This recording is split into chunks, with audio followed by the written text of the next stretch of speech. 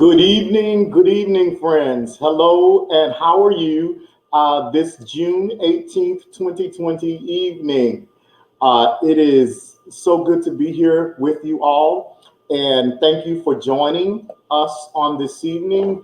I am Jeffrey Campbell, and I am the Chief Program Officer for AIDS Foundation Houston, otherwise known as AFH. Just a month or so ago, I had a little bit of a vision about creating some conversations called Soul Talk, conversations that heal. I've learned or I've become a proponent of creating conversations in safe spaces that propose and promote healing of the mind, the body, and the soul. And so I thought, why don't I bring that to work with me and let's see what we can do with it. Certainly during this COVID-19 time when many of us are still at home because we are respecting the stay at home, work from home, and shelter in place orders that have been put in place by our mayors and our governors and our county leaders. So we're doing a lot of Zooms, we're doing a lot of Facebook Lives, and it's important for us to, in this time, have some really good, strong conversations. So tonight, I welcome you to Volume 2 of Soul Talk. Volume 1, just a little bit about it, featured a great panel of cis and trans women, and it was held during Women's Health Week during the month of May.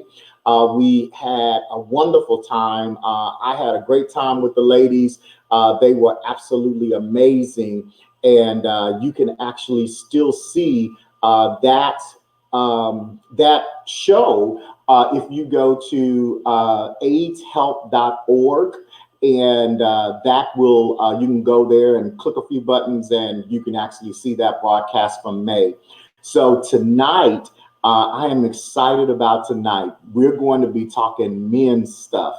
And by that, I mean, we're going to be talking about men's health because we're sitting right in the middle of Men's Health Week.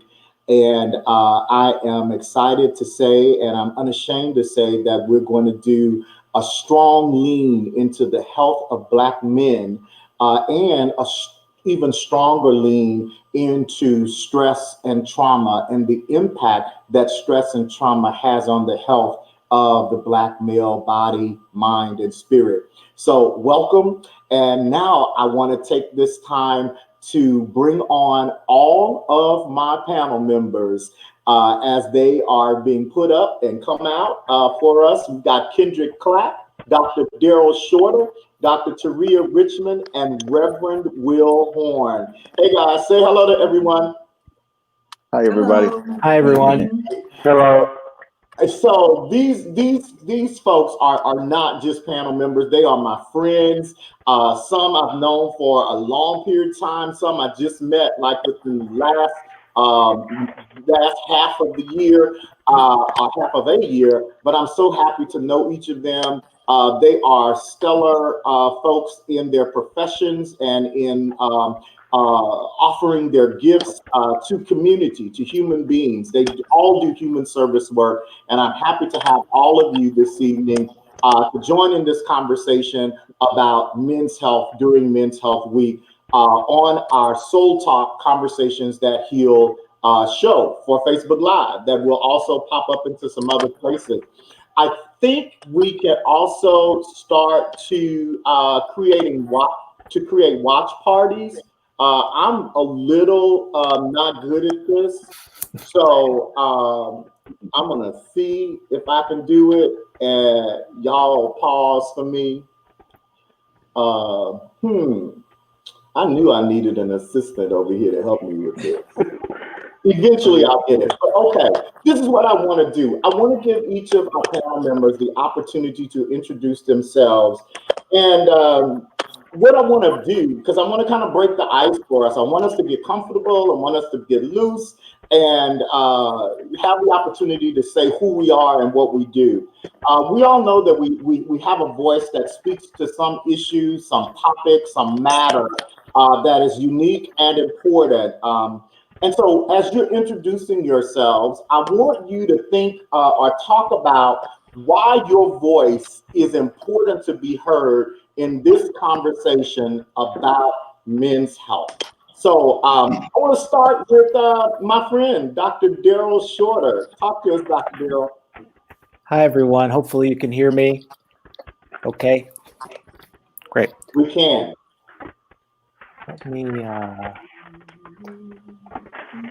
I can hear myself in the back. My husband is watching right now.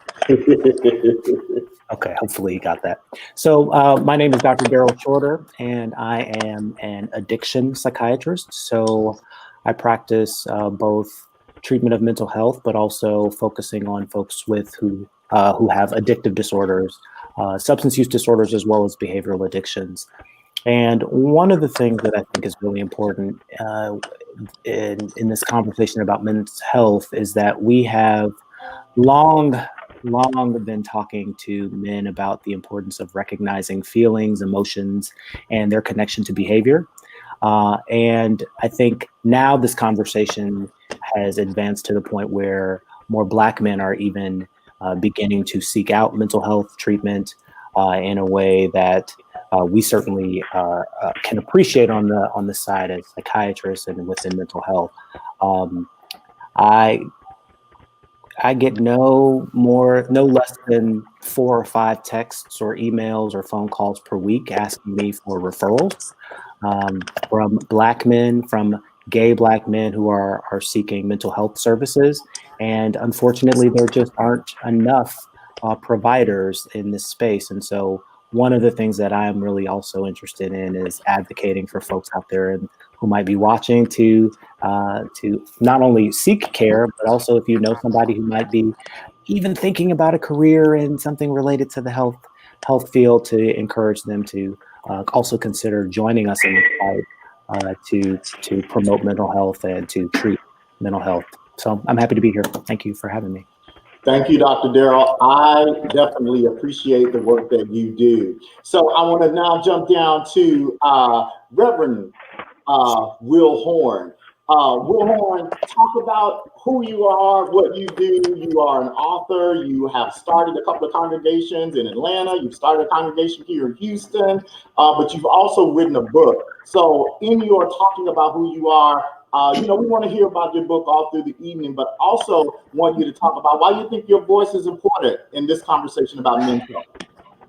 Well, I hope you all can hear me well. We can hear you. Great. I think my voice is important really for a few reasons. There are several touch points, I think, in this conversation that are relative not only to what I do as a minister and as an advocate, but are relative to me in terms of my own personal experience.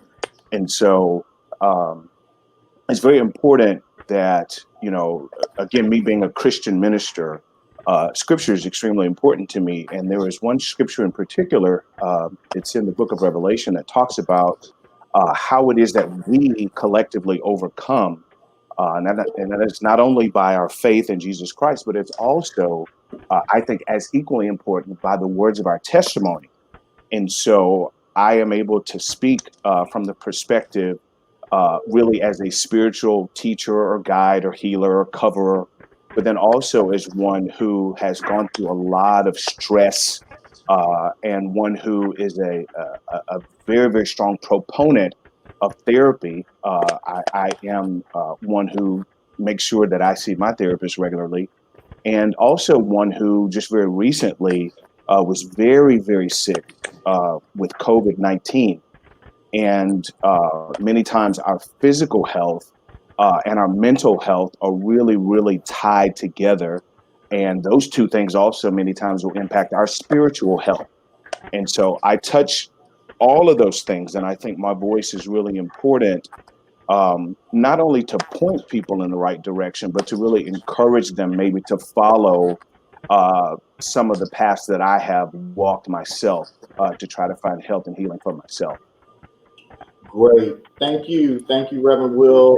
Do you mind if I call you Will? Because that's what I always call you. I'm just Will. You just Yeah. Will. Don't All do right. too much tonight, Jeffrey. All Don't do right. too COVID survivor Will. much. Thank you. Thank you.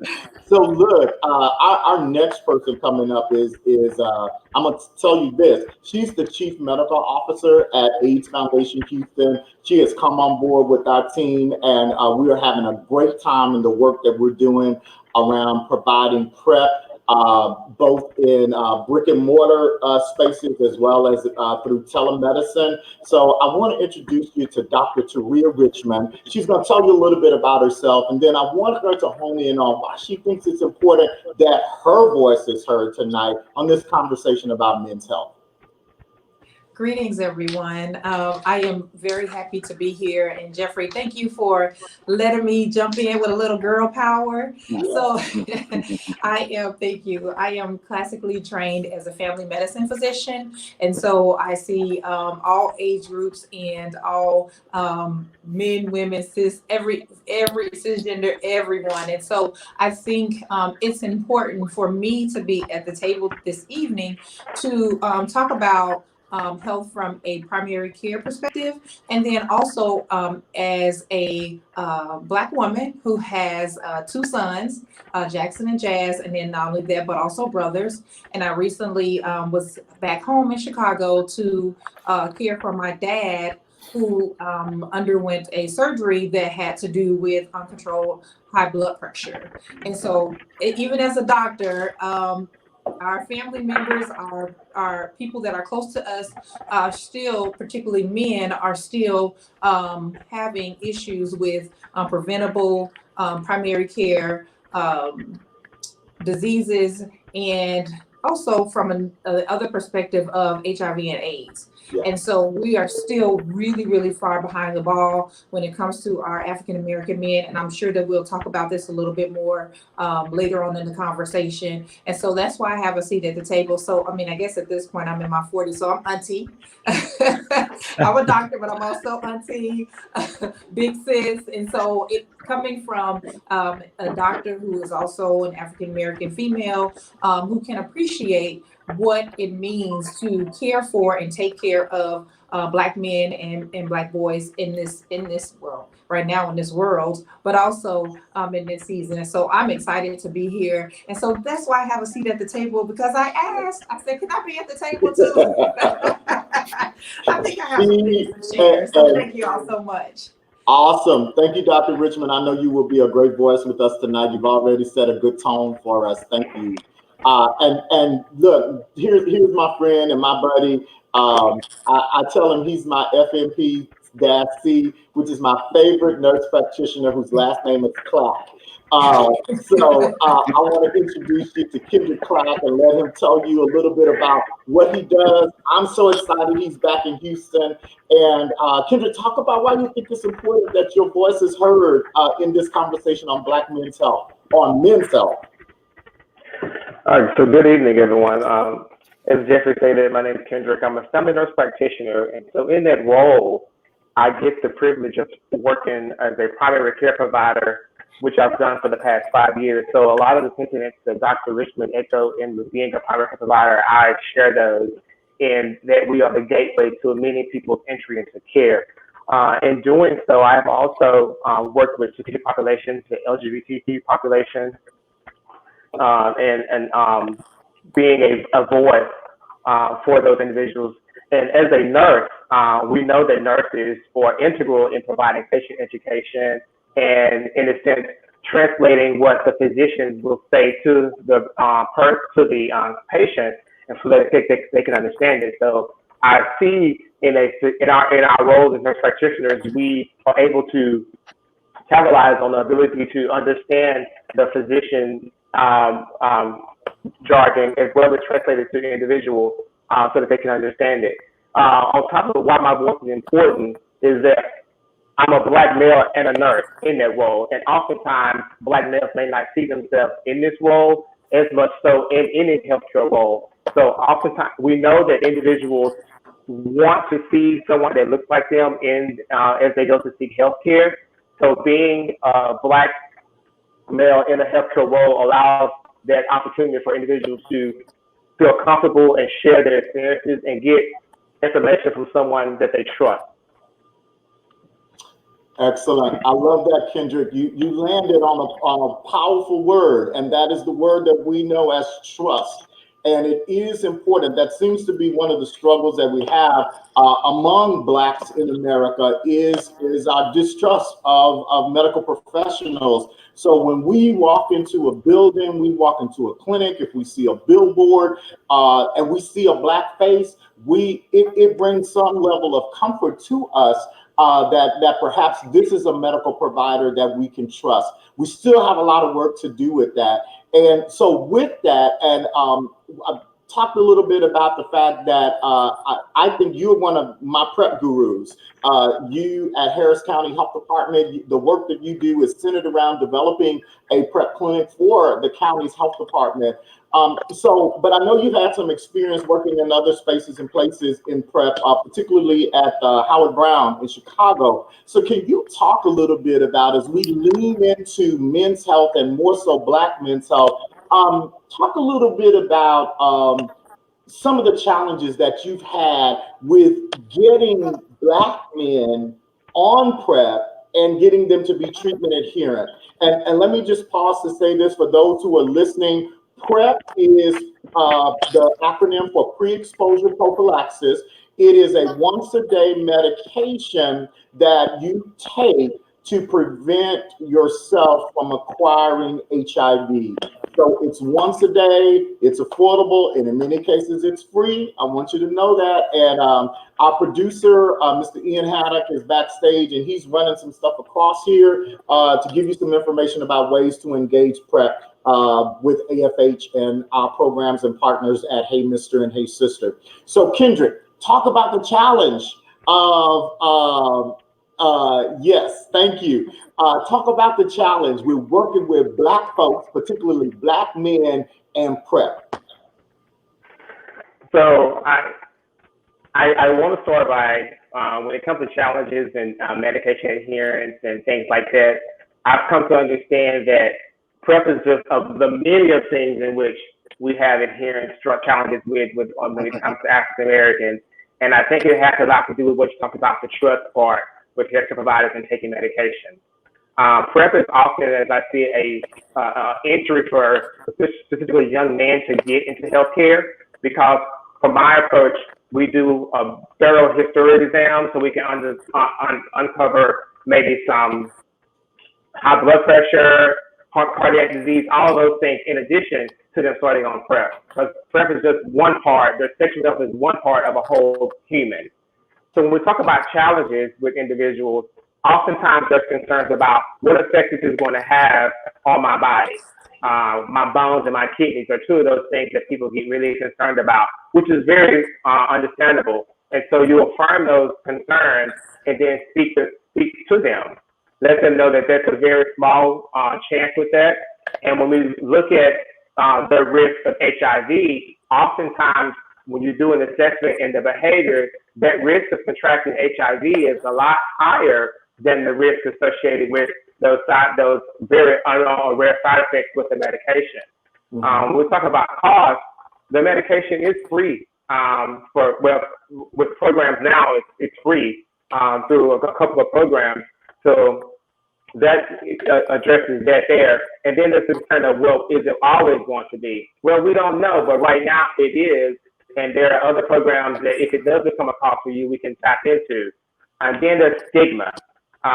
We've had HIV stigma for a long time, and that comes with education, as I stated earlier, talking about the risk, talking about the reality of the side effects, how we can help you through those side effects.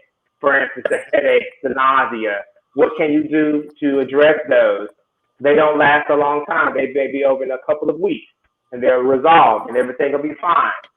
And then letting them know that this is something they don't have to be on for a long period of time. This may be your season. In 3 months, it may not be. We can have a conversation about coming off of the medication. Wait, Kendrick, go back over that and say that again, because so many people in different spaces, they think that if a person gets on PrEP, they got to be on PrEP for the rest of their lives. So talk about seasons. Talk about PrEP seasons. Oh yeah, PrEP season. So I often it's kind of like with birth control, very similar concept. We don't have birth control taken all the time. So just like birth control, you can come on off of it. Truvada, Descovy, the medications used for PrEP, you can start and stop those as you see fit. Of course, it's a conversation with your provider. It's not something that you want to do without consulting with your healthcare provider, because there's the risk of what we call seroconverting or seroconverting to HIV if you've had a recent exposure and the medication runs out of your system before that happens. So this conversation should always be done in concert with your provider. But once you start PrEP, it's not something you have to take forever. There are some people who do summers, who do their time off with the pride season. That's when they take the medication. We're looking at specific doses now. Some people do the 2-1-1, which they take it a couple of hours or a day before sexual activity and 1 day to 2 days afterwards. You have some people that do Tuesday, Thursday, Saturday, and Sundays. These are things that are not FDA approved, because FDA approval says every day. But again, it's a conversation between your medical provider and you, and finding out what best fits you, because people are individuals and treatment plans are not monolithic. They are individualized depending on the person in front of you. And it's all about a conversation and building a relationship and building that trust. All right, that's good stuff, Kendrick. And I think what you're talking about, these building these treatment plans to fit the person, I think that's very important. When we talk about when PrEP came on board, the FDA approved Truvada in 2012, and now we've got approval for Descovy. And so you really are a part of a group of practitioners across the nation that are doing some cutting edge things as far as not just prescribing PrEP, but how you are working with your patients to take PrEP so that it best fits what they are doing and who they are. So thank you for that. I know those of you who are listening, if you have questions, please put them in the chat box and we'll grab them. But I want to go now to Dr. Richmond, Dr. Taria Richmond, who I said earlier is the Chief Medical Officer at AIDS Foundation Houston. So she sees a lot of what goes on in our PrEP clinic. And I want Dr. Richmond to talk a little bit about the largest ethnic population that we see at AFH, ethnic and gender. So ethnic and gender. So as far as gender, we see mostly cis males, some males and some transgender in our satellite clinics. But in our brick and mortar, we see mostly African American, Latino, and some Caucasians.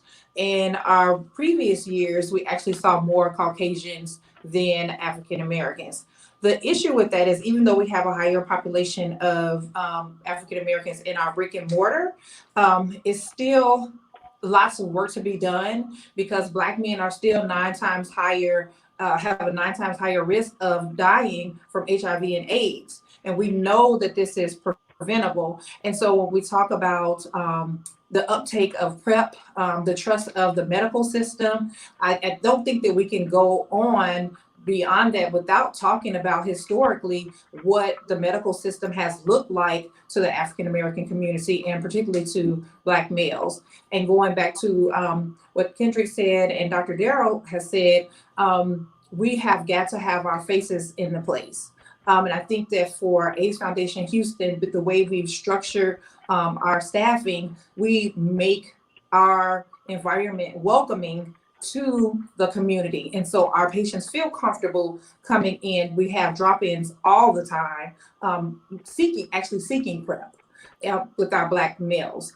But I also know that we still have a lot of work to do. And one of our other partners, most of the population is Caucasian, and they were hugely successful at offering PrEP far before we were in our brick and mortar. So again, although we do see about 30 to 40% African American males in our practice, in the brick and mortar, we still have work to do. Also with Hey Mister and now Hey Sister, which is our online telehealth program, we see mostly Caucasians. And that is a way to provide access to PrEP, in the comfort of your own home. You get to do your labs at home. Your medications can be delivered to your home or another place that you feel more comfortable with. And even with that, we're still working really, really hard to get uptake by the Black male community. Great. Thank you, Dr. Richmond. And some of y'all probably saw me roll my eyes just a little bit. Because I'm so passionate about this work of prevention, and I really want Black folks to get on board with PrEP, particularly Black men and particularly Black, gay, and bisexual men. This is important, y'all. We are still seeing the rate of HIV diagnosis in our community still being the highest, and with our Latino same-gender loving men coming in second to us, we have the ability to lower these numbers. We have the ability, all the science that we need to reduce this epidemic to a non-epidemic status, we got it. We've got PrEP, we've got treatment as prevention. When you get on treatment and you stay on treatment as a person living with HIV, if you sustain a viral load that are undetectable viral load, you are technically, scientifically unable to transmit that virus to someone else. Look, we've got what we need. We gotta do the work. So I see a question here that has popped up. It says, what are some of the barriers you have seen concerning African Americans with accessing PrEP and also staying on it? And actually, I'm not gonna say it. I am gonna say it. That's a question we already answered, but I want to go back to Kendrick. Kendrick, you shared a little bit about that. Can you touch on that a little bit, and then we're gonna go in and talk a little bit about COVID-19. So when it comes to staying on PrEP, it's not uncommon for patients to, one, come back and have talked to a friend and that has talked them out of it, shamed them or such. It's not uncommon for them to have gone to another medical provider and then they have been convinced to stop the medication because of the risk has been amplified in a different light. It's not uncommon for life to happen and them for the daily medication routine to be overwhelming.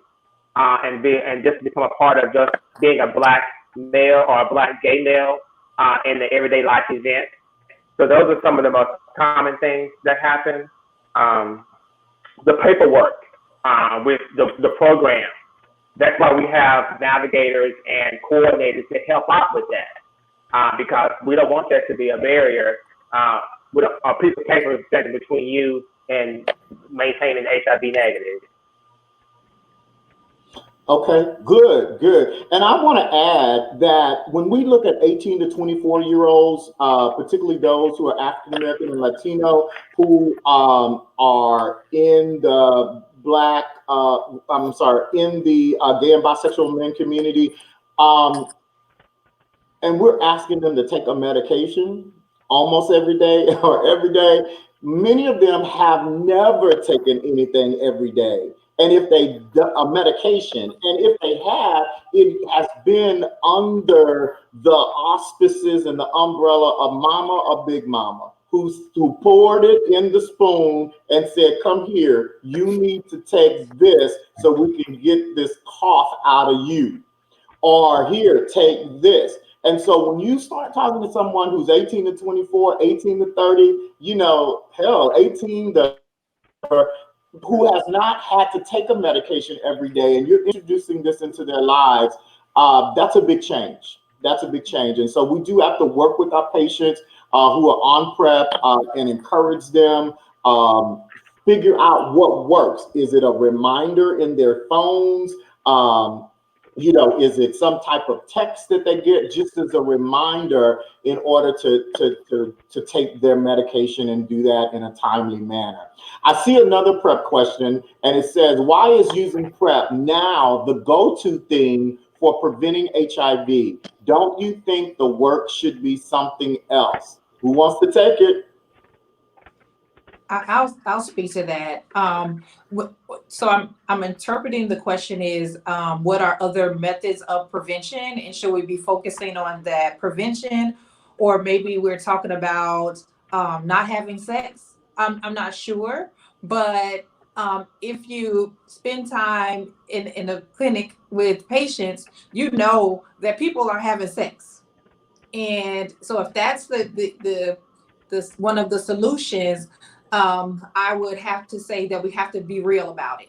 And so when we're talking with patients and talking, we know that people are having sex. So if that's the case, then of course we talk about and educate about condoms and dental dams and all of that. We have that conversation. However, from a medical perspective right now with Truvada and Descovy, this is what we have. We know it works. And we know it works with low side effect profile. We also know that it works and it can cause problems with organs, but not at a super high rate where the risks outweigh the benefit. So I'm interpreting that question based off of the kind of openness of it. But if we're talking about, hey, just telling people don't have sex, we're far past that now. And so this is what we have, and it works. So that's what I would say to that question. Absolutely. Yeah, I always all sex too. I'll just put that in there.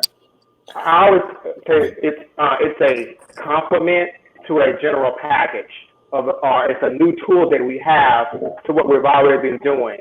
We've done behavior modifications and things like that since the beginning of time, and we've seen what the results of that.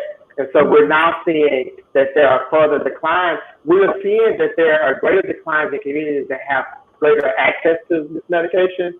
So, and then we know that there was one study done that specifically had a Black audience of Black MSMs, and there was uptake that was high in that study. So we know this is possible with the proper support and surrounding these individuals. It's not impossible, but it's not just the PrEP alone. It's a combination of the things together that make it successful. Correct. Great. Thanks, Kendrick. Thanks, Dr. Richmond. So we're in the middle now of a pandemic, the coronavirus, COVID-19. And when Will did his introduction, he is a survivor of COVID-19. He was diagnosed, really, I think you got your diagnosis after you had been in the hospital and for about 5 to 6 days and after you came home. So we have a person who's here who has lived through it. We have medical providers that are here. And so I want to ask you all the question for our audience and I'll ask it kind of like this: for a person who's lived through it, and then for medical providers, how are you now navigating through your day when we know that COVID-19 is still here? Here in Houston Harris County, we're seeing an increased number of diagnoses, and we're seeing an increased number of individuals being hospitalized. So how are you navigating your days? Are you posing that to the providers or to me? Oh, no, I'm posing it to all of you all. You speak from everybody speak from your experience. Well, I'll go and I'll leave some of the more technical and medical concerns or considerations to the professionals. But as one who went through this, and it was pretty bad. Actually, it was really bad. I was in the ICU for 4 days, of the time that I was in the hospital. And it was really very, very scary. And even after I got out of the hospital, I was still very sick. But they sent me home because really there was nothing else they could do. And so I just kind of had to work on it with Big Mama's remedies once I got home. And I'm still not 100%. And I was diagnosed back in the beginning of March. And so it took a really, really heavy toll on my body I'm still dealing with some things right now that I think may have been a result of the virus in my body. I'll be going to my doctor soon to kind of figure that out. But in terms of what I do every day, I'd really like to take this opportunity to let folks know that although I make it through each day, it's not easy. I have a lot of residual anxiety, so much so that I had to go to a psychiatrist. And so I'm taking anti-anxiety medication. I take sleeping pills because my mind races. It's very difficult for me when I go out, and I have to go out now, which again exacerbates my anxiety. But it's very difficult for me to see people who are very, very callous when it comes to how they live. I've got antibodies now. My doctors have told me they really don't know what that means. If I'll have immunity for a while, or even if I have immunity now. And so it concerns me when people don't wear masks because I don't want to get sick again. It concerns me when I see people not wearing masks because I wouldn't want to wish my experience on my worst enemy. Wow. It's little been very. Will, you're cutting out a little bit. I'm not sure what happened, but I'll give you some space and we'll see if we can get you back because you're frozen now. But let's go to the providers. Okay. Talk about how you're navigating. You're back, Will. Did you finish? Okay. Because you But I was. Yeah, I'm not sure why it keeps cutting in and out, but I was just saying that each day, I've got 3 masks in my car. I've got one in my backpack. I make sure that I always have one. I try to stay as far away from people as I can. And it's really kind of been interesting because sometimes people walk up on me, and I have a reaction, and I'm wondering, all jokes aside, if I have a little PTSD from it. I don't like people being close to me. And so I just try to pay attention. I just try to do what I have been instructed to do by my caregivers and also by the professionals on a national level that are talking to us about what we need to do. And just being mindful that there are things we can do to mitigate the spread of this virus. And so I just try to pay attention to that. And as much as possible, not focus on what other folks are doing. I try to share as much as I can with my sphere of influence about this experience and what maybe they should be doing to keep themselves from getting it. But just trying to take care of myself and get back to 100%. Thank you, Will, for sharing that. I appreciate those comments and that insight from what you've experienced. So, Daryl, talk to us. What? Yeah. Because you are going into the school, you're going into the hospital. How are you navigating that?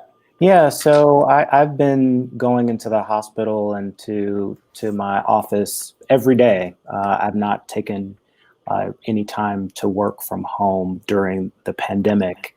And it has been an interesting experience to watch the responses from our various institutions and hospitals over the course of this time. Like Will, I feel like it is my responsibility for myself and to anyone I encounter to make sure that I take all of the proper precautions that I need to.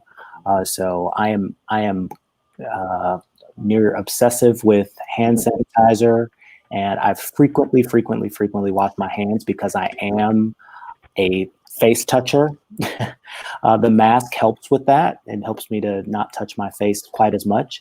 And I know that there's a lot of debate out in the world about whether or not masks do anything, but I encourage people to wear masks because it really prevents you from touching your face. And that can in and of itself be helpful with reducing the possibility of transmission. Lots of people wipe down their surfaces. I am a surface wiper downer also. And when I get home, I drop all my clothes at the door and immediately throw them into the washing machine because I don't want to track that into my home. And so I think that there are, and I maintain 6 feet of distance from people. And I'll be honest with you, if they're not wearing a mask, I'm probably like 7 feet away. I mean, so I think it's important to also maintain that physical distance from people. And I don't go out. I mean, I go to work, I come home. I occasionally go to the pharmacy if I need to, or to the grocery store if I need to. But other than that, I'm like not really out in these streets. And I think that that's really important. And for me, as a way of just helping to make sure I remain safe and that my family remains safe and that I don't pose a risk to other people that I encounter in the workplace. Daryl, you said something very important about the use of masks, because there is a lot of back and forth about should we wear masks, who should wear a mask. But you said a very good thing, that the mask keeps us or reminds us not to touch our face. Yeah. I think that's amazing. I think that's an amazing point to make. If you can't wear a mask or don't want to wear a mask for any other reason, we know that touching our face after we put our fingers and hands on a contaminated surface can very well be that thing that causes us to contract COVID. So if we have that mask on, that serves as a reminder to us to not touch your face, which is something we do. I was on a Zoom call earlier today, and somebody sent me a private message and was like, "Stop touching your face." So yeah, we that's good, Daryl. Thanks. It's very easy. I'm a habitual face toucher. Yes. Yes. So Dr. Richmond, I want to ask you, because you shared with us that you were just in Chicago earlier this week because your dad had surgery. So you've got elders in your life, and Kendrick, I know you do too. What are you all doing to navigate your time with the elders, with the seniors? So let me say this. Testing is key. I tested myself because I just wanted to know. I just needed to know. And then I was going. So I actually went on into telemedicine. We went into ModOps with AIDS Foundation. So we all worked from home and did prep and everything online. And so I was in the house for a good, gosh, I don't know, maybe 3 months, but I still wanted to know, because I went to the grocery store maybe 2 or 3 times, and like Will was saying and like Daryl was saying, I'm like, hey, like, back it up. And I live in Third Ward, Houston, and so it is a mixed community of mostly African Americans, but there's other demographics here as well. But there was still a lot of people who at the time were not wearing their masks. They were not physically distancing. And I just wanted to know when it was time to come back into the office, if I had it and then that would show me what I needed to do. So I went ahead and tested myself. Now, as far as the elders, it's been tough. I have my mom with me. And I think it's more of an issue, not so much for me as it is educating them.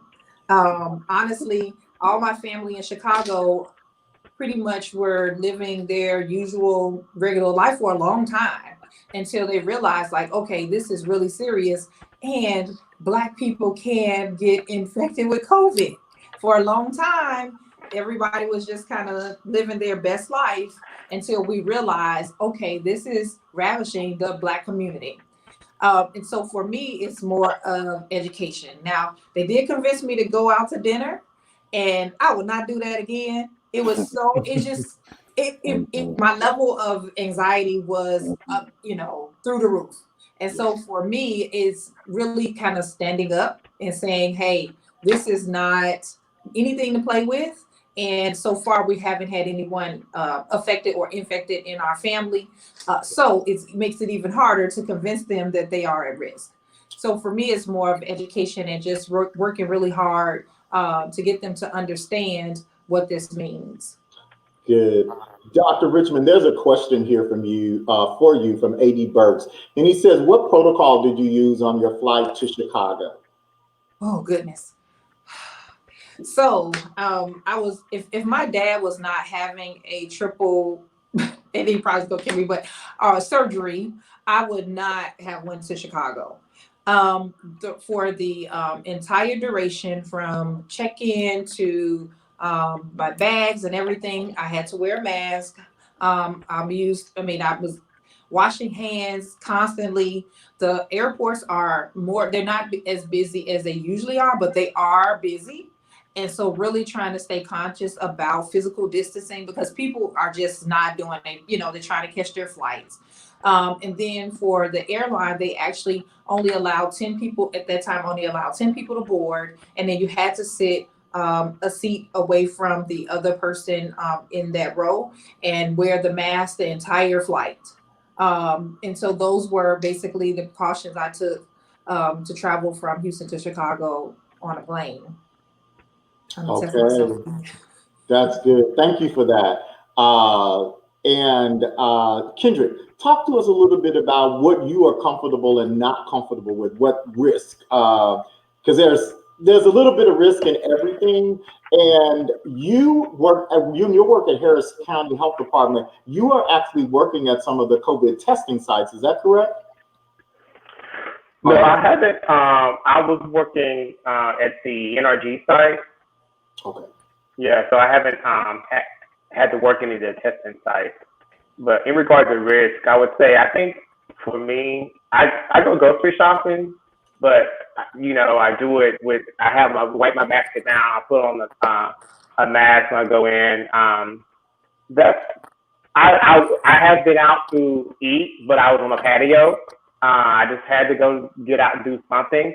I'm not very comfortable with being enclosed in a space or real close to people, keeping a distance.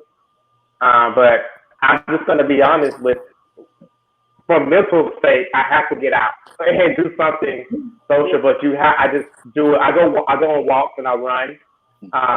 And when my friends and I, we are at a distance when we're together, but just not navigating the space within mind of avoiding close contact. Okay, that's good. I ride my bike. I got a bike, so I ride my bike. I attend to my outdoor plants, things like that, because we do need sunshine. We do need to be out. And human contact, of what, however you interpret that. We're all struggling with that, particularly for those folks who live alone. And if we're not out and about seeing someone, we're just basically seeing folks on Zoom calls and Zoom meetings every day. So I want to take a little bit of a shift now. I mentioned earlier in the introduction of the program about how, I didn't really reach my thoughts, but around stress and trauma, and how stress and trauma impact the health of every human being. But tonight we're talking about men, and we're taking a strong lean into Black men. So I want to, and I'm going to go, and I want us all to talk about it, but Daryl, I want you to lead off. Yeah. And, how do you think these factor into the health and well-being of Black men? Yeah, that's a really great question. In my clinical work, like I said, I'm a psychiatrist. I have conversations with people all the time about the impact of conditions like depression, anxiety, post-traumatic stress disorder, or PTSD. I also spend a lot of time talking with people about their relationship to alcohol, to cigarettes, to drugs of all kinds, from marijuana to meth. And so one of the things that I think is the most consistent finding is that most men, not all, and a lot of Black men have not even really received the language or the training around how to describe their emotional state. So you ask somebody a question, you might say, hey, how are you doing today? How are you feeling? The answer is, I'm all right. I'm good. I'm fine. Yeah. Okay, well, but give me a little bit more. How are you feeling? Blank happened in your life, or you had this conversation with this person, and how did that make you feel? I don't know. So the work, I think, begins for most people with just recognizing that there are lots of different ways to describe your emotional state and learning that language so that you can say things like, other than I'm pissed or I'm fine. I'm happy, I'm sad, I'm frustrated, I'm confused, I'm disappointed, I'm embarrassed, I'm shameful, I feel guilty. There are so many different ways for people to describe what it is that they're experiencing emotionally. Now, why is that important? It's important because if you don't know how to express yourself emotionally, then how can you have a conversation and share that with somebody else? How can you really truly connect with another person and be understood or hope to understand someone else's experience? It is extraordinarily isolating for people to not know their emotional state or to be able to convey that to another human being. When people wonder why their relationships with their parents or their children or their brothers and sisters or their significant others is not working, I think one of the things to do is to go back to, well, how am I talking to someone about what I'm feeling on the inside? This is before we even talk about whether or not you have a psychiatric condition. This is talking about connecting with yourself and knowing yourself. So the first thing I think people should do is they should Google feelings sheet or emotion sheet. This is like a basic thing. And I do this with patients sometimes because I get tired of hearing people saying that they're fine and they're not fine. I mean, that's just the reality. I'm like, you're seeing me because you're not okay. So maybe we can begin to have a conversation. Is that what that is? Oh, that's fabulous. Thank you so much for bringing that up. Yeah. So you can actually look online and people can help you. And these sheets and these forms can help you to figure out what it is that you are experiencing in that moment. Now, like language, like the English language that we use, the emotional language is also something that you can learn to use, even if you just begin with yourself. How am I feeling today? Or at the end of your day, how do I feel right now? A lot of stuff happened in my day, but what about my emotional state? And then beginning to share that with other people. Now, I got other things that I think people can do. I think that, and Jeffrey knows this, I talk a lot about how people can monitor their sleep, how you can monitor your energy level, your appetite. Like, are you eating more? Are you eating less? What about your level of motivation to participate in your activities? These are some concrete things that we can all monitor to get a sense of how we are doing emotionally. So say the feelings wheel isn't actually available to you in that moment, but you're still trying to figure out, like, am I doing okay today in comparison to yesterday or last week or something like that? Then you could say, well, how did I sleep last night? Did I have a hard time falling asleep? What about staying asleep? Was I waking up multiple times?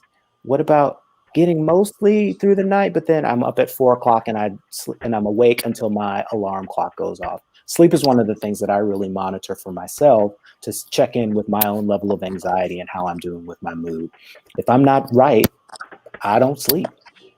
And that's true for a lot of people, actually. So use your thing, whatever your thing is, as a way of checking in with yourself. It becomes another way of monitoring how it is that you're doing. That's good. Check in with yourself as a way of monitoring how you are doing. I like that. I like that. That's good. So, Dr. Richmond, when in your practice, your medical practice, how do you engage clients or patients rather around stress and trauma? No, absolutely. So it does start with the question of how do you feel? And a lot of providers don't even ask that question. And so it starts again being a primary care doctor and just asking that question and really meaning it. And with my male patients, a lot of times it is, I'm good, I'm straight. Okay, well, why are you having headaches all the time? Or why are you having pain all over? Or why are you not doing the things that you usually like to do? Now all of a sudden you don't want to do it anymore. And this is the evening show, right? It's 8:30. Okay, why are you not interested in sex? Like you usually are, right? That's one of the big ones. That's one of the Having biggest that. ones. Yeah, that's when a brother is not having sex, something is going on. Speak to us. Speak to us. So having Speak those to real us. conversations, and listening. So it may not be that they are very forthcoming up front, but there are clues and context clues. There's body language. When I see my patients, if you're not interested in making eye contact, if you're, overweight or underweight, or you're sleepy all the time, we're talking and you just, there's other medical reasons for that, but you just kind of like doze off. So those types of things, I think, is definitely communicating with the patients and then picking up on those nonverbal context clues, and then addressing it. Right. So, and it does happen all the time where our patients, especially Black people and Black men, are in a turnstile at the doctor's office. Come in, oh, you have this, and this, here you go, thank you, we'll see you next time. So another big factor is if someone is not taking care of themselves, if they know they have diabetes and they're not doing anything, changing their food, changing their exercise, if they're on medications, taking their medications, sometimes that's a clear sign that they're not necessarily valuing themselves. And so that conversation needs to be had. And I am not afraid to refer to therapy, to psychiatry at all. And patients are, oh, so are you saying I'm crazy? So that's a whole nother conversation that we have to have, because no, I'm not saying you're crazy, but I am noticing some things that in my capacity, I can only help so much. So it takes a team, right? It takes a village to keep us healthy. And so that's how I approach it in my private practice. Excellent. Thank you, Dr. Richmond. Kendrick, talk to us a little bit about men and testosterone. We're going to get back to testosterone. So talk to us about testosterone, Kendrick. Can you check my testosterone? Should your men are open to asking their physicians? Yeah, I think that it was when we talk about sexual activity and things like that. I think when we think about sexual performance and erections and erectile dysfunction, sometimes this is a very key to declare that you may have a cardiac issue, a cardiac disease, which we know is very prevalent in our community. So we have to first investigate these things before jumping to that point. Because also, if you are getting someone testosterone and there's an underlying cardiac issue, we know that testosterone can exacerbate the cardiac issue. So we can end up doing more harm if you don't need it. If indeed you may have diabetes or be pre-diabetic, because those very small vessels that circulate or feed those organs are often the very first ones that are harmed by cardiac disease and diabetes that cause all the inflammation and irritation to circulation. So let's not jump to that. Let's pause. I acknowledge that you're concerned about sexual health, but let's talk about some other things before we get to that point. And it's all about education because they have heard on the streets probably that, oh, hey, my man went to such and got testosterone and he's good now. But how did we do a cardiac history? Because, Black men dropping like flies from this silent killer called hypertension that we don't know about. So let's have a conversation, investigate before we jump to that point. I love that. Thank you. Thank you for sharing that information. Testosterone may not be the issue. It could be other issues. And if we are, certainly Black men, if we're not going to the doctor, if we're not having our annual physicals, if we have been prescribed certain medications like hypertension medications that we are not taking because we don't like the way it makes us feel or whatever, and we gotta stay engaged with our medical providers. And I'm getting ready to jump into something, and I want to thank Daryl Shorter for laying this out for us Monday night. We had a preparation meeting Monday night, and he brought up something that I had heard about, but not certainly in this term, and that is epigenetics. Yeah. Talk to us, Daryl. Yeah, so I actually want to come back to your first question, and then I'll talk epigenetics, Sure. Because one of the things that you mentioned was trauma.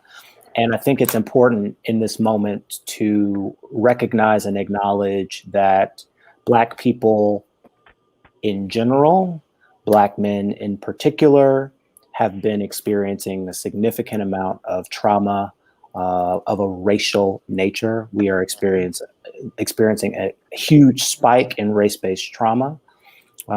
Anyone that has been paying attention over the last 2 to 3 weeks, it is impossible for you to have missed images of George Floyd. And with that, conversations about Ahmaud Arbery, Breonna Taylor, Tony McDade, the list goes on, Rashad Brooks, the list goes on and on and on. With that, and the hangings have been going on. And maybe we're about to talk about this in a bit, but I want to talk about it in the context of trauma, because I feel like a lot of the irritability, a lot of the anxiety that people, I was having a conversation with someone earlier today, or I guess it was yesterday, and they were talking about the feeling of anxiety of just walking as a Black person in the world, given the dangers that we have been exposed to, not just at the hands of the police, but also by these unknown factors that are floating out there. These are trauma responses. Okay, so let's put a pin in that. Okay, and then we'll go to epigenetics. So our conversation about epigenetics was based on this idea that changes in our DNA can be transmitted generationally. So we talk a lot in the Black community about generational trauma. We also talk about how there are certain illnesses that are passed in families, and how does this happen? Why does this happen? We've talked a lot about genetics. And if you remember your high school biology class, you probably remember your biology teacher talking about chromosomes, and your genes are carried on your chromosomes, and they code for things like proteins and enzymes and so forth like that. And there was this idea, of course, that your chromosomes and your genes can be mutated by things like carcinogens. So I think the example that we're probably all most familiar with is cigarette smoking. Cigarettes are carcinogenic. They can change the structure of your DNA. They can mutate your DNA and cause the cells to over-proliferate and cause cancer. Okay, so that's a genetics way of understanding how things are mutated, DNA transmitted, that sort of thing. But epigenetics really refers not to the mutation or the change of the structure of DNA. Really, it refers to how we turn on and off the production of proteins from DNA. So you're not necessarily mutating the DNA, but you are turning on and off whether or not it is being made into proteins. Now, why is that important? Well, stress is one of the things that, and trauma are things that can actually turn on and off your genes. So if you imagine that someone has experienced trauma and stress repeatedly, you are literally turning on and off genes. And then those changes can be transmitted to your offspring. Now, it's possible, and it's supposed to happen, that when an egg meets a sperm and fertilizes it, that those changes are supposed to go away. But it appears that even despite all of this, that these epigenetic changes actually can be transmitted from parent to child, meaning that we literally can pass trauma or the effects of trauma on the DNA to our children. Now, another question might come up, well, so I can inherit trauma at the cellular level, at the DNA level, I can inherit trauma. Can it also be reversed? Well, it turns out that there are some promising data from some researchers that might suggest that things can actually reverse some of these epigenetic changes that occur. There was one study that looked specifically at folks with post-traumatic stress disorder. So these were people that we know had experienced trauma. We know that they had experienced stress. They had these epigenetic changes as a result of their exposure to stress. And they also clinically presented with PTSD. What they did was they took that group of people and they gave them trauma-focused psychotherapy. And then they looked at their epigenetics, and they found that of the people that had received psychotherapy for their PTSD, there was a group of them that responded well and their epigenetic changes were reversed. So there's evidence to suggest that therapy actually has an effect at the cellular level in people who have had a history of trauma. So get therapy. Okay, go. Question. So yes, I want to ask this. I'm looking at Will. I don't know if Will knows I'm looking at him, but I'm kind of smiling. Kiss good. In the Black church world and in the Black community, we often sling around this thing about generational curses, and we look at it as something that the devil does.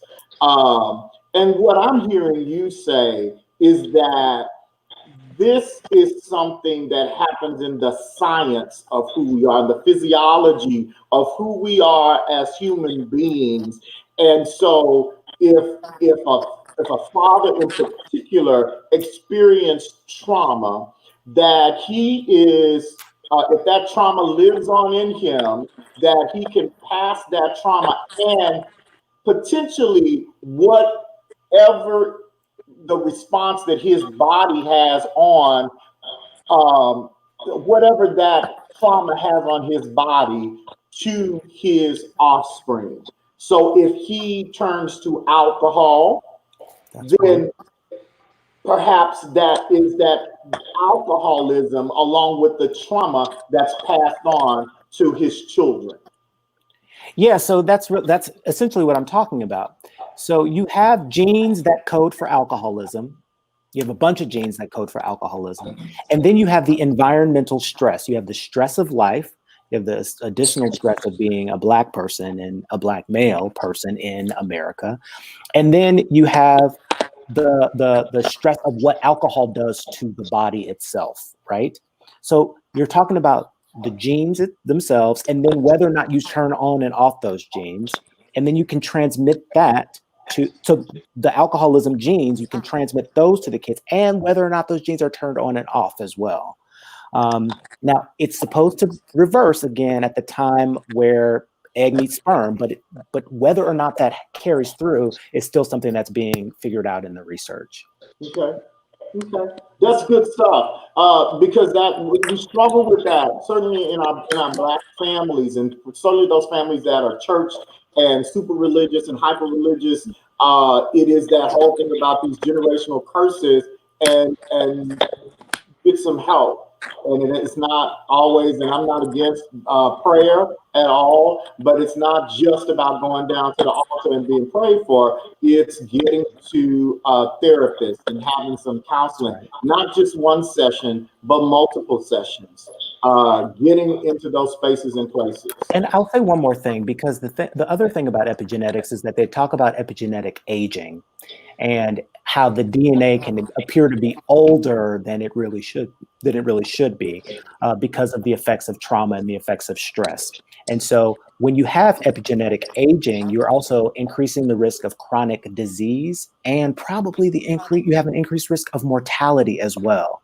So when we talk about like stuff like COVID, why is it that Black people are more susceptible from a mortality standpoint to COVID?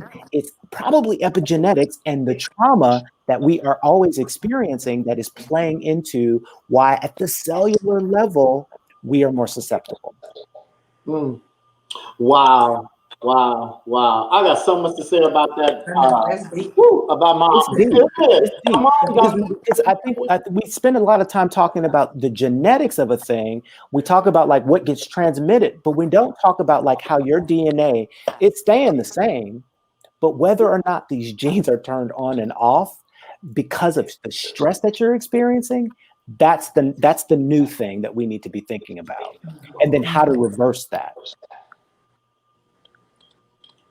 So somebody says, so this generational epi is really the impact of nurture on nature, and they're asking that as a question. That is correct. So the things that can impact your genes, so we know toxins can, we know that environmental toxins can. So in that example, you're going to think cigarette smoking, lung cancer, right?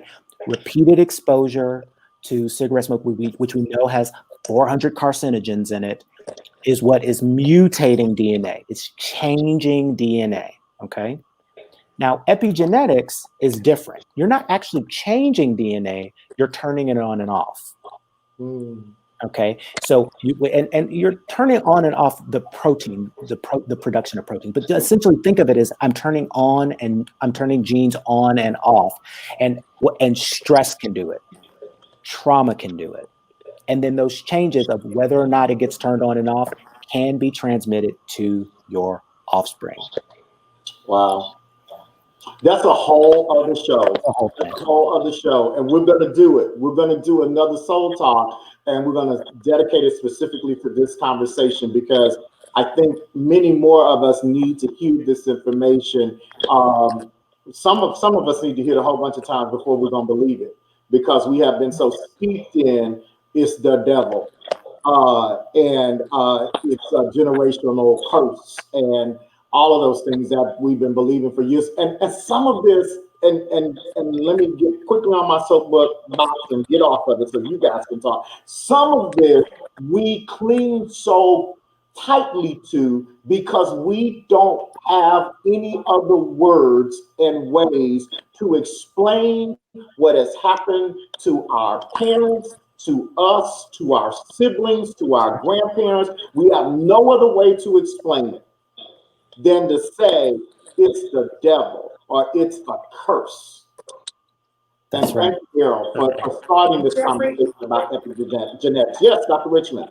So I definitely want to hear a little bit more from Reverend Will, because I think it was powerful on the beginning of this conversation that he disclosed that he was diagnosed with COVID, that he's experiencing anxiety, possible PTSD, and that he's gone to therapy. And so it really ties back to what Daryl, Dr. Daryl has said, that we got to do the work. And it sounds like Reverend Will is doing the work. That's right. So I wanted to hear a little bit more from you, and also thank you from just saying off the bat, this is what I had, this is what I'm doing, because I think it will resound with our Black men who are watching, and hopefully with our aunties and sisters, and we can also take this message back to the Black men in our lives as well. Yes, thank you. Thank you, Will. Well, one of the reasons, Dr. Richmond, that I am so forthright, just as it relates to the things that I deal with, I am a minister in terms of my sacred duty, but in my secular life, I'm a salesperson. I'm a realtor. I'm a licensed insurance agent. And one of the things that I have learned, and really, you know, whether I'm selling insurance or a house or whether I'm selling faith, people are not necessarily interested in what you're selling them until they can trust you. Absolutely. And the way that I have learned to build trust is through vulnerability. And so before I ask someone to tell me something, I'm going to tell them something about me. And so that breaks a lot of those barriers. It removes a lot of stigma, because people can say, oh my God, Pastor Will, you went through that. Or, oh my God, you know. And so again, that's where it takes us all the way back to, that's how we overcome, by the words of our testimony. And so that's, I tell them myself all the time. And I'm a believer that once you've really addressed something and that you've got, as we like to say in the church, you got victory over it, you don't have any problem talking about it. And so that's why I share. But I do want to go back to this whole issue of the generational curses. And I was sitting here, and I know you all, because I've gotten some comments in the private chat that I look very stoic, but I'm just listening. I'm paying attention. But when the whole thing came up and Daryl began to really explain it, and Jeffrey tagged it with the devil or the generational cursing, it's really important for us to know, particularly as Black people, because we're really steeped in religion. And one of the things, and I don't mean to offend anyone here, but I like to give people straight talk so that we can really get healed. A lot of things that we practice in religion are actually very superstitious. That's all it is. We call it the devil because we don't know what else to call it. We don't understand it. And so that's why it's so important that we have conversations like this, where healthcare providers, mental health providers, spiritual providers, I guess is what you'd like to call me, where we can all really come together and be able to discuss the fact that science and religion are not opponents. They actually work together. And so we've got to make sure that those people that we serve understand it as well. And when we talk about trauma, and we could even, I don't know if we've got room to talk about it here today, but a lot of the trauma that Black people experience is religious trauma. And, you know, when we talk about how people have been oppressed, how people have been damned, how people have been kicked out of their homes or left alone, all in the name of religion, you know, they come into my office and I've got 4 therapists on speed dial because of the things that people have gone through in church and in our very, very oppressive and many times very, very uneducated religious practices. And so I think this is wonderful that we're having this conversation. And then, you know, I've got a whole different theology about the devil and all of that kind of stuff anyway. There's not really the place to talk about that. But when we get to a place where we understand that most of what we go through can be explained by someone who's been educated in that area. And so we've just got to really continue to encourage our Black men in particular to many times move past the pastor, because I'm not here to diagnose your mental illness. That's not what I do.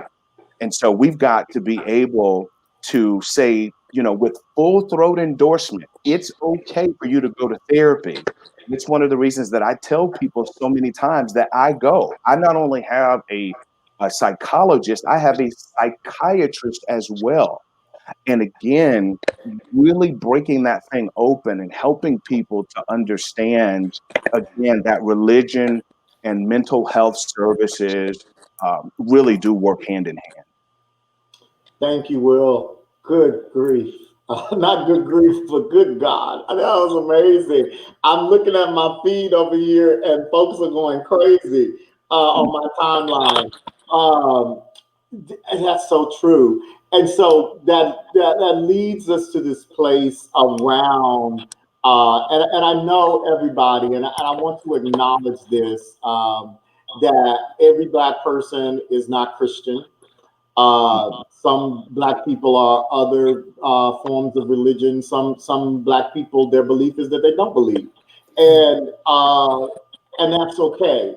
And so, what I want us to talk about, though, because I believe I'm going to say certainly around sex and sexuality, most of the Black men that I have encountered who are somewhere along the spectrum of gay and bisexual, in, out the closet, somewhere along the unpeeling of the onion, we are somewhere on that spectrum. Some of the biggest struggle has been church. And so church pastors, mothers boards, deacons, Not the mother's board. people, that was the mother's board. Don't call out the mother's board, Jeffrey. So as we talk about stress and trauma, and Will, you mentioned PTSD earlier, and we're talking about Black men, and we're going to narrow it down into Black gay men. What do you think? What's the role that stress and trauma, and potentially church PTSD, has had on Black gay men, and how are we living out that trauma? Yeah, it's really something that you raised that, Jeffrey. It may be by coincidence. It may be because you're so smart and you know me very well. But this is something that I have spent many, many years observing, many years working with people through these traumas and how they have come to be. The way it plays itself out is really, really very traumatic. That's the only word that I can use. It's just traumatic. And the way that I see it is that people present to me with issues around trying to self-medicate, and that can be with drugs, it can be with alcohol, it can be with sex addiction. Some of them, and some people thought I was crazy when I said this, but there are some people who are actually addicted to church. And when we understand that, particularly in the Pentecostal and the Baptist church, you know, you get a good dance in and you get all kind of dopamine release and you get all kinds of high, and people literally leave church like they had some sort of drug. And they make it to about Wednesday and they fall back into whatever issue they had the week before, and they got to get back to church. This is why so many people were having a fit when the churches got shut down, because it was like taking their crack pipe away. And so we've got to really, really understand how this thing works out. And so what my job is as a spiritual practitioner is to try to dig down to the core of that spiritual trauma, whereby people have come Sunday after Sunday. They love the choir, they love the fellowship, they love all of those wonderful aspects. And then what they do is they sit and they hold their nose while the bishop them and they eat the meat and they spit out the bones. And what has happened is they come to this place where they are to be built up spiritually, but they're actually torn down spiritually. And when we're torn down spiritually, we are completely disconnected from our true selves. And when you're disconnected from your true self, you're not going to take care of yourself. You're not going to value yourself. You're not going to be in relationships that lift you up, because you are used to having your spirit abused. And so it's really very, very important, those of us, again, who are spiritual practitioners, to understand that if we're bashing, if we're beating down, if we're oppressing, that's going to show up in a whole lot of other very, very unhealthy ways. And, you know, I've done some work with aid service organizations. I've done some work with counseling young men and so forth from a spiritual aspect. And one of the things that I have learned is that when people are really built up in the area of their own spirituality, their own self-image, their own self-esteem, then their behaviors generally start to follow that. And so we just got to understand, you know, a lot of churches, you know, are keeping Dr. Darrell, you know, busy. You know what I'm saying? So busy. Talk about it, Darrell. Will, that's good. Look, my phone is going crazy. The people are on my thread. They're going crazy about what you have just That's said. a word. Man, that is a word, and we need to hear that over and over and over again, because we've been so tied into some things that have created, as you say, the superstitions and the behaviors. Kendrick put in the chat box, all this plays into sexual behaviors. You're right. We first learned to hide about sex and sexuality where? In the church, or from somebody who had been to church. So Darrell, talk to us a little bit. So I, you know, Reverend Will, you know, I always agree 110% with everything you say. I'm one of your biggest fans. But what I'll say is this: there is a sense of futility and hopelessness that people experience that is right under the surface. And I think that a lot of it has been driven by not feeling good enough, not feeling like they measure up. And this is in direct response to growing up and experiencing church or religious trauma. So if you carry away from that experience, even if you're going every week, that you are not good enough, that you are not worthy, that you are in fact damned because of who you love, who you have sex with, how you choose to love, how you choose to act out in the world, then there is also a deservingness that comes with that. I deserve what happens to me, whatever that is. And it doesn't matter. I think I might be the first one to curse. Fuck it. I think I got the first curse on the thing. I cursed in the pre-show. It's okay. I set the tone. Thank you. I appreciate you. But people get to a point where they're just like, it doesn't matter. I deserve what I'm going to get. There's a hopelessness, there's a despair, and there's a futility that if we don't name it first, we can't do the work to unearth it and to eradicate it from people's spirits. And I think that is what drives people's behaviors when it comes to sex and health. Absolutely. It's like, well, I'm just going to catch HIV anyway, so why would I take PrEP? Like, I'm just going to get it anyway. Everybody else I know has it, so what does it matter? I deserve it. It's my and from a religious indoctrination, you're going to hell anyway. You know, so I may as well enjoy myself. You know, with the time here. You know, right. and it's one of the things too. Did we mention the book? Did we mention my book at the beginning? I don't even talked about it earlier, and I put it in your lap to talk about. Okay, well, I'll just say this, that over the years, I've got a little bit over 15 years of pastoral experience ministering in inclusive spaces, you know, where most of the people that I have ministered to have identified in some sort of way with the LGBT QIA community. And one of the things that I would get so many times is, you know, Pastor Will, how have you been able to reconcile, you know, your faith with your orientation? You know, you're so bold, you're so open, you know, how did you get there? And I share my story. It took me many, many years going through very dark spaces, depression. I've been in all the prayer lines, the mother's boards have oiled me down. I've done all of that. And it took me being so desperate to live that I had to kind of figure this thing out for myself. And thankfully I did. And then what that did was cause me to commit to making sure to reach back and help as many people come into the light as possible. And so I would get people sending me inbox messages or emails or calling me and asking me to walk them through the scriptures about what the Bible really does and doesn't say. And so after years of sitting up sometimes to 3 or 4 o'clock in the morning, responding to inbox messages, you know, I just kind of heard Spirit say, well, just put it in a handbook, you know, so when people ask you that, you can just say, hey, I wrote it all down for you.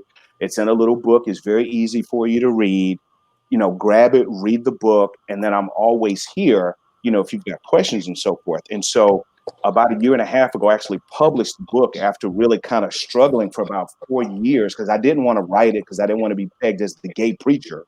But I saw that it was so important that people have this information. I have literally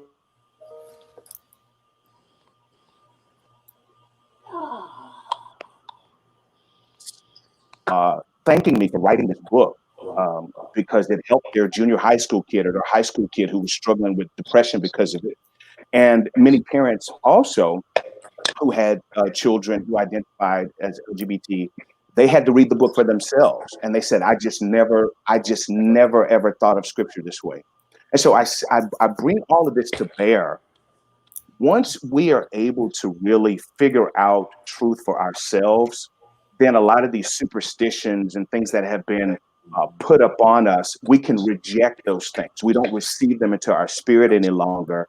And it causes us to be stronger and really more healthy across the board. Because I'm telling you, when you're healthy spiritually and you're healthy mentally, then that plays itself out many times in your physical body as well. Will Horn, that is good stuff. For our audience, our producer's going to scroll the title of the book one more time. Will Horn is the author of The Handbook, a quick conversation guide to what the Bible does and does not say about homosexuality. And I'm going to say to our practitioners here, and I know we've got practitioners that are listening in and watching us, get this book, go to Amazon tonight, because some of the things that are ailing your patients and the patients you will see in the future are rooted in this kind of stuff about where their struggle is around their sexual orientation, their gender identity or gender expression. So please You can get it on Amazon. It's up on the screen right now. Will Horn is an amazing dude, and we're not done yet. I want to take well. Let me see what this question says. It says, Dr. Darrell, how much of the trauma in us is us carrying our stories, meaning being aware of our experiences, but not aware that we are aware? That's a great question, Lawan. Thank you for it. So I am not a strict biological psychiatrist. I know I prescribe medications and I have lots of conversations with people about neurotransmitters and receptors and how meds work and all of that stuff. But I do think that there is a healthy psychological component to what it is that you're talking about. And so the stories that we tell ourselves, the stories that we ignore about ourselves, which might even be a little bit more harmful than the stories we tell ourselves, if we're really honest, it definitely plays into our trauma, our experience of trauma. So I 100% agree with you. A lot of it is about these stories that we carry. And they can transmit in families also, in the same way that we've been talking about generational curses. There are ideas or theories that we might carry in our family about struggle, about strife, about what it is that we deserve, about what it is that we should have access to. I think issues related to class and poverty especially might play into that. As we think about what are the stories that we tell ourselves personally and also in our families.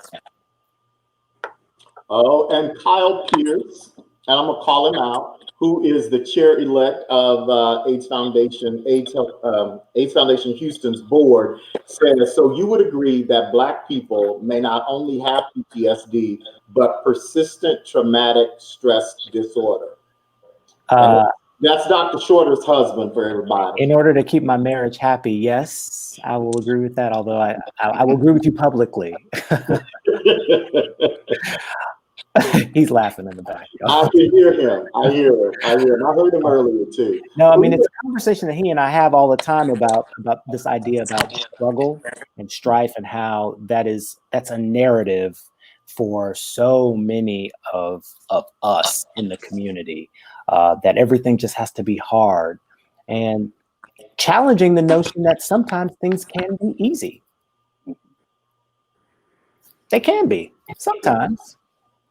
Everything in your relationship doesn't have to be hard. Everything in your friendships doesn't have to be struggle. Everything in your family does not have to be a challenge. And so if you have that persistently, part of the work then is asking yourself, how am I contributing to this? Not why is this happening to me? That's not the question. The question is, how am I contributing to this? And then what about me can I change? Excellent. I love that. So we're getting something together, some information to provide to you. Will Horn, you can contact him directly, and we're going to get that information for you if you choose to have a signed copy of the handbook, which I recommend that you have. I have one. Digital. Get that information and get it on the banner here in just a second. Or you can tell us, Will, and as you tell us, our producer will put that in the. Oh, it's very easy. You can reach out to me either on Facebook. I'm just Will Horn, or if you're on Instagram, I'm at the official Will Horn, and you can just give me your address, and then we'll work out how you pay for the book and so forth, and I'll get it out to you. Great, thank you. So I want to take one more turn for the evening because I want to honor all of our time, and that is to take us back to we've had a bit of this conversation peppered into our conversation this evening, and that is where we are right now in the nation in regards to I'm going to say Black Lives Matter and the impact. The struggle that we're having right now with how African Americans, how Black men, Black women, Black trans persons are being murdered, and the people who are murdering them are not being held accountable. That's right. To date.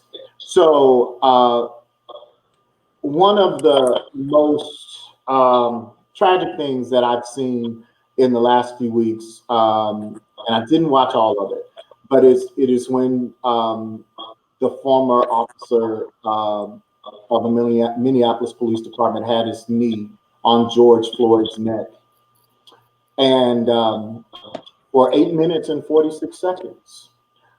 And we know now probably that for the last, I don't know, 3 to 4 minutes of that time, George Floyd was not alive. But we heard him at some point cry out for his mother. And we found out a few days after his death, after his murder, that his mother was already deceased. She had died about 2 years prior to that day. I know it impacted me as the son of a black mother who was a strong woman who is now deceased. And I know it impacted Black women across the nation, regardless of what age their sons are, their children are. So I want to turn to Dr. Richmond, and I want you mentioned in your introduction that you are the mother of two Black sons. Talk to us a little bit about that space that you occupy as a Black mother in this time when the lives of Black males are still held seemingly with very little regard by the majority of the folks in this nation. Oh, Dr. Richmond, we can't hear you.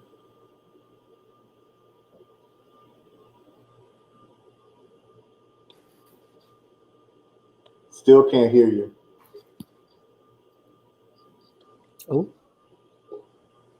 We're going to get that fixed. And while we're getting that fixed, we do want to ensure that we are making note of all that we're talking about tonight. We've talked about everything from PrEP to stress and trauma, that has been caused by church. We've talked about COVID-19 and the impact that it's had on us as a community. Dr. Richmond, I see that you're back. I'm back. Yeah. So you probably lost sound, and I'll tell you why, because my mom is calling me over again. So that's why you lost me. My mom is calling me. So it's interesting enough that we are having this conversation. I have to be honest, I am very hypervigilant. Probably it might be a little bit pathologic. I might have to talk to Dr. Darrell, because at this point, we're not, if you're not with a group, if we're not together as a family, it's not happening. And I'll say it again, like for COVID to come in and have us to stay at home, we've gotten very used to staying at home. And so I am fine with that. After what happened to Rashad, I have two sons, Jackson and Jazz, and they are 11 and 5 years old. And Jackson says, Mom, can I just ride my bike? And I was like, okay, that's fine, Jackson. And then Rashad, everything happened to Rashad. And I said, okay, no more riding to the store. Okay. Then it seems like I kind of relaxed a little bit. And then we see what happens to Floyd. And I just, right now in this moment, I really don't know what to do. We don't know this hanging from the tree deal. Like it's so much to manage and think about on a daily basis. I basically am just keeping them close. Jackson is saying he wants to leave and go to college. And I told my husband, we might as well just move wherever he is. And I know I can't be with him everywhere. I can't be with Jazz everywhere they go. But at this point, I'm just keeping them close and nearby. My brother back home is saying, well, can't the kids go to the mall? Just let them, they're teenagers. Just let them go to the mall. No, that's not even a safe activity anymore. And so I am honestly just very hyper vigilant about the spaces that they enter, who they enter them with. And the best part about this is we are staying at, we've already been staying at home. So it's kind of normal for us to stay in the comforts of 4302.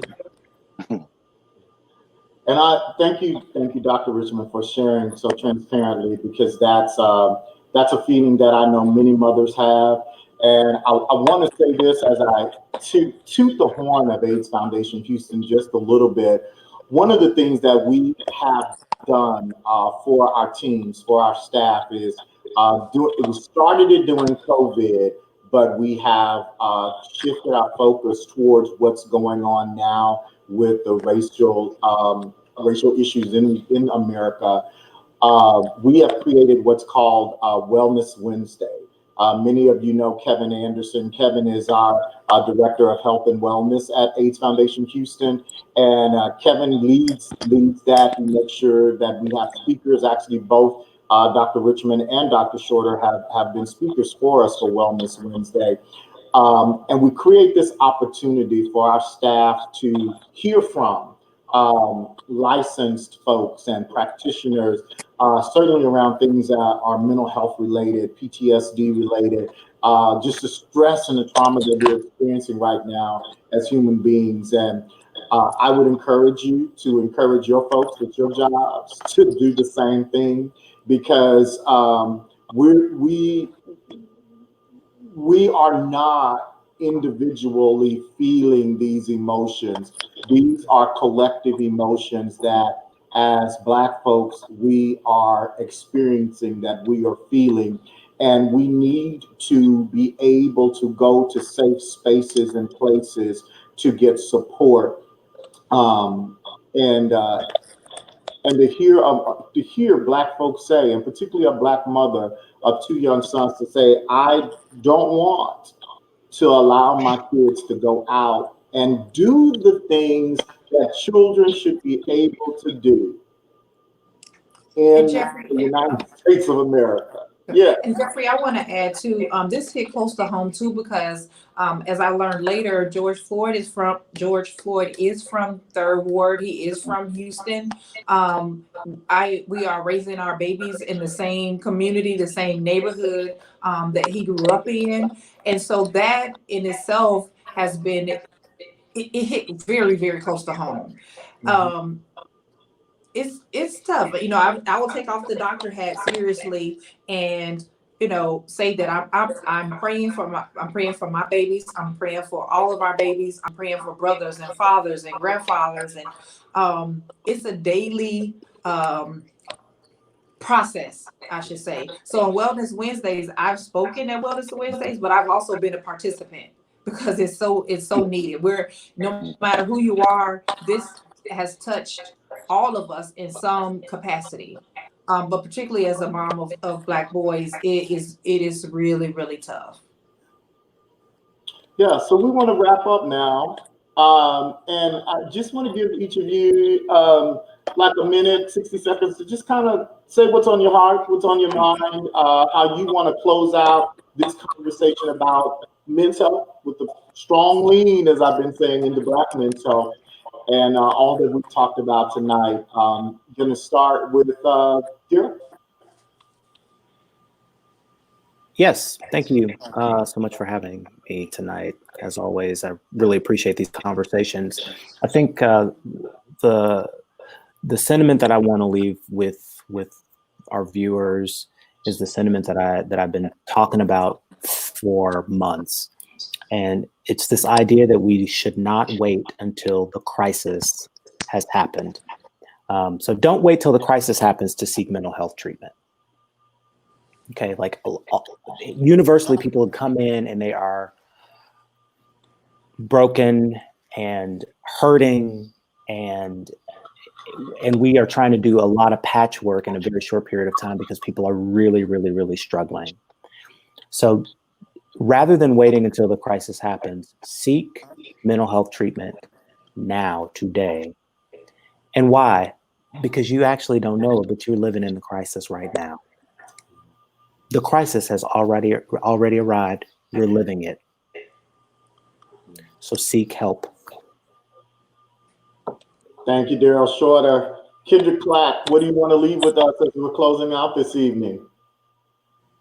Oh, as Daryl was talking about trauma, I thought about the adverse childhood events study that was done a few years ago, and it talked about how these things correlate to people's health outcomes, and specifically high risk sexual behaviors later in life.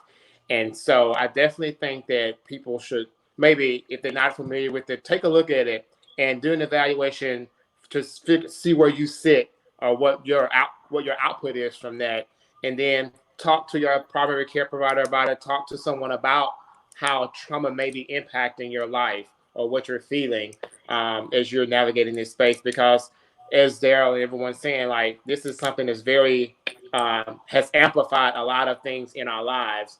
And I'll share that I was communicating with Daryl the other night. I normally go for an evening walk. But I was coming back home and it was getting dark, and it dawned on me about the hanging here in Houston.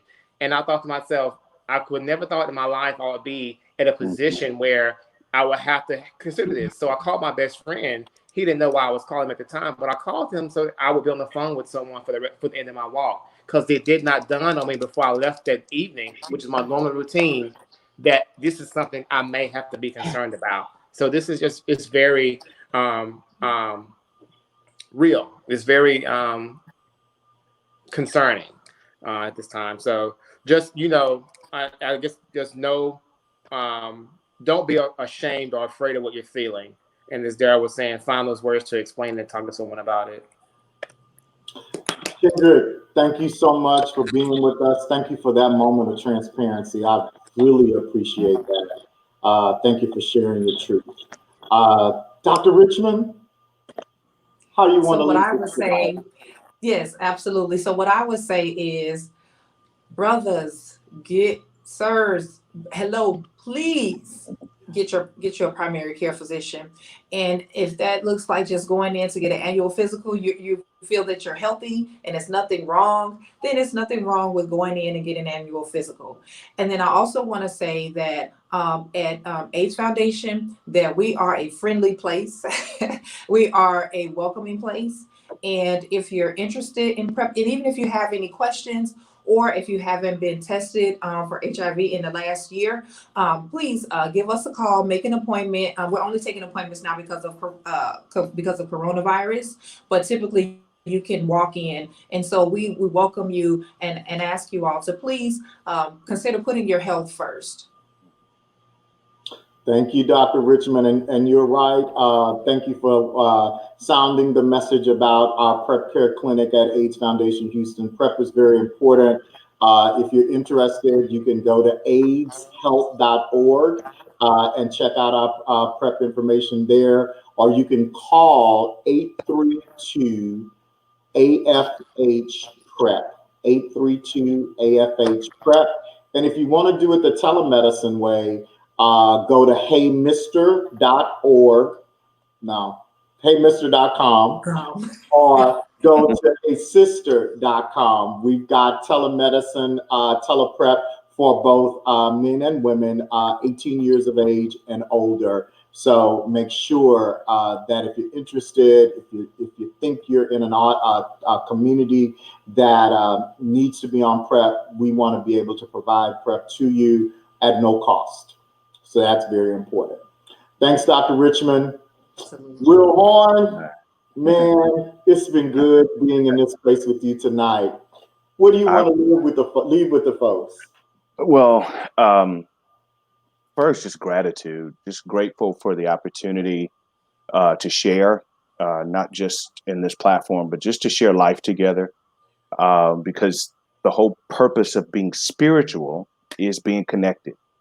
Connected to everything that God made. So whether it's people or nature, it's just being connected. And so I'm really grateful for that opportunity to connect tonight. And what I'd like to leave with people is something that I say often, and it came as an epiphany as I was working on my own self-care, is to remember that whether we are dealing with COVID-19, whether we are dealing with all of this racial animus that's going on in our country, whether we're dealing with a myriad of other things that go on in our lives, always remember that you are the most important person in your life. I want to say that again. You are the most important person in your life, because when you're not healthy and whole and full, you really can't be there for others the way that you would like to anyway. And so whatever your spiritual practice is, I'm not even just talking about church, but whatever your spiritual practice is, whether it is working out, whether it is walking or running or riding your bike or just walking in nature or sitting quietly and meditating or praying, whatever your spiritual practice is, take care of the real you, because everything else emanates from there. Okay, so I'm praying for you. Thank you, Will Horn. All right. Good night. Look, let me tell you all that I am so happy that you joined us for Soul Talk Conversations That Heal Volume 2. Tonight, we focused on men's health with a strong lean into conversations around the health of Black men. We talked about COVID-19. We talked about trauma and stress. And we talked about the impact that church has on many Black men who identify either publicly and privately or just privately as gay, bisexual, or same gender loving. It is important to me that you live and that you live well. It is important to me that, as Will Horn says, that you focus on doing the things that center around self-care. It's important to me that if you are a person who is in need of PrEP and you need to be on PrEP, that once a day medication that keeps you from or contracting HIV, that you call us at 832-AFH-PrEP. It's important to me that you know that for me tonight, and many of you know me from my Facebook world and my Instagram world, where I sign off with my hashtag, you are loved. And so tonight, in the midst of all that we are experiencing with racial tensions around this nation, in the midst of us, many of us really not having human contact because we are sheltering in place and we're working from home, and basically we're just seeing each other on Zoom calls and GoToMeeting calls. It is important for me to know that you are loved. Look forward to us coming back next month with another show. And if you need more information about the work that we're doing at AFH, go to aidshelp.org. And if you want to see this broadcast in its entirety, it will be up on our website tomorrow, so you can see it in its entirety. Thank you again. We appreciate you, and you are loved. Good night.